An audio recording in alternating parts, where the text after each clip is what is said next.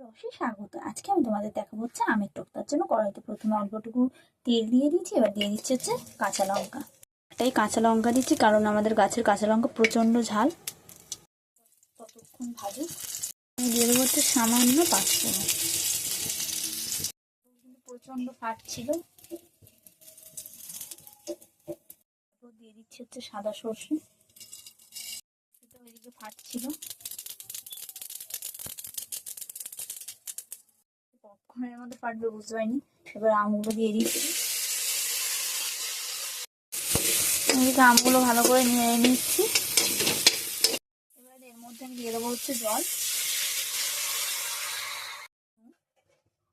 দিয়ে দিচ্ছি হচ্ছে টারমারিক পাউডার।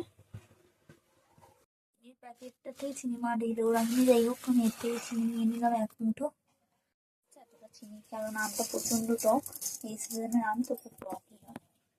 আমি আমের টকটা বানাচ্ছি, আমার বাবা আমাকে ফোন করে বললো আমার চাটনি বানাতে, তার জন্য। এখানে চেক করতেছি আমটা সেদ্ধ হয়েছে কিনা, বাট এখনো সেদ্ধ হয়নি, ঝোলটা বড্ড পাতলা হয়ে গেছে।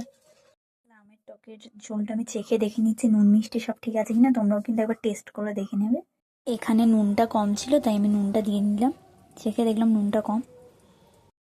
তো টকটা পাতলা হয়েছিল কিন্তু খেতে খুবই সুন্দর হয়েছিল এবং টেস্টও হয়েছিল।